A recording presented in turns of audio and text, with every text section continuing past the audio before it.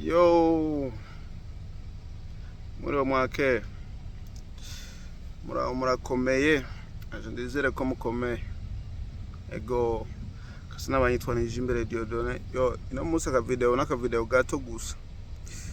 Ego naka video kajanywe ni kuvuga ko ku bintu bijanye ni ibibazo bandi bazana n'umwe nga kwisadafisi ibibazo ngare nkuko ngoma ndabivuge burya ibibazo ni ibibazo twasanzeho.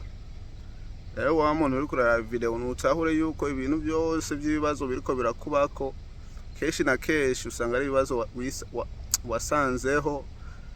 Ego hari ibibazo umuntu yishiramo mugani keshi na keshi hari ibibazo usanga warasanzeho ugasanga nawe bikubayeko.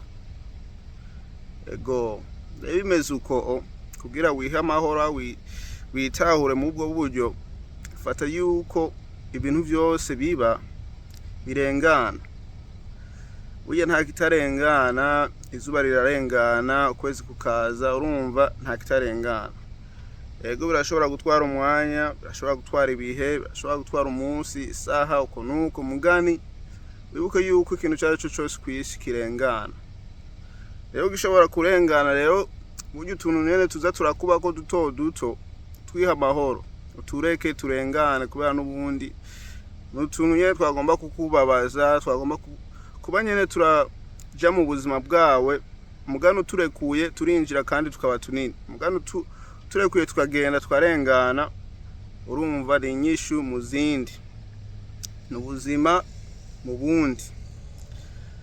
Ego gutahura ico ibintu bitahura bake mugano bitahuye uriha amahoro.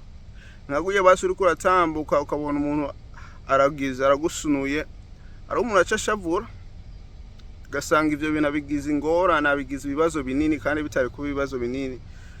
Hore kuguma wirenganira ubuzima bukabandanya kandi nta kintu cyari guhinduka, ahubwo bari kuba umuntu mwiza kuruta n'ivyo bintu byabaye. Rero burya akantu kariko kose kabaye ni kuzura kiyumvira ko kubera ari ibintu twishiramo ugasanga twishize mu ingorane nyinshi aho nini kandi bitari kuba bimeze uko.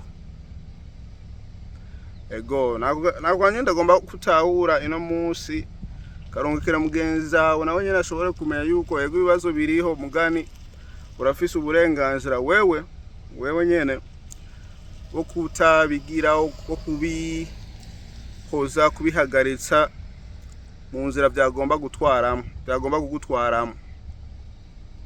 Ego sawa, mugira umunsi mwiza, tuzoba turasubira.